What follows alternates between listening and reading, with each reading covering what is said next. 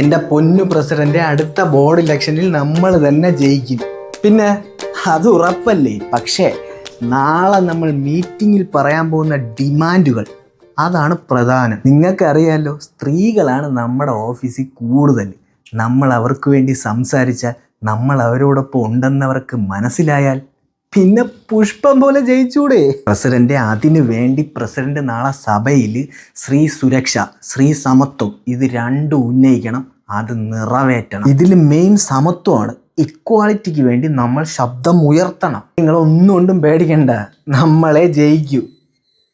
ശരി, ഓക്കെ, നമുക്ക് നാളെ കാണാം. ഇക്വാളിറ്റി, അതിനുവേണ്ടി നിങ്ങൾ ശബ്ദം ഉയർത്താനാ? നന്നായി. എന്തേ?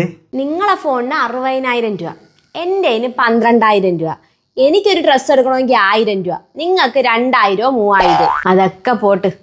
ഷവായി വാങ്ങിയാൽ പോലും എനിക്ക് ലെഗ് പീസ്, നിങ്ങൾക്ക് ചെസ്റ്റ് പീസ്. ഒരൊറ്റ തവണയെങ്കിലും എനിക്ക് ചെസ്റ്റ് പീസ് വേണമെന്ന് തോന്നിയിട്ടുണ്ടോ? ഒരു ഷവായിക്ക് വേണ്ടി ഇക്വാളിറ്റി അടിക്കാൻ നിങ്ങളാണ് നാട്ടിലെ പെണ്ണുങ്ങൾക്ക് സമത്വം ഉണ്ടാക്കാൻ നടക്കുന്നത്. എന്നെ കൊണ്ടൊന്ന് പറയിപ്പിക്കാൻ പോയാണ് സമത്വം ഉണ്ടാക്കാൻ.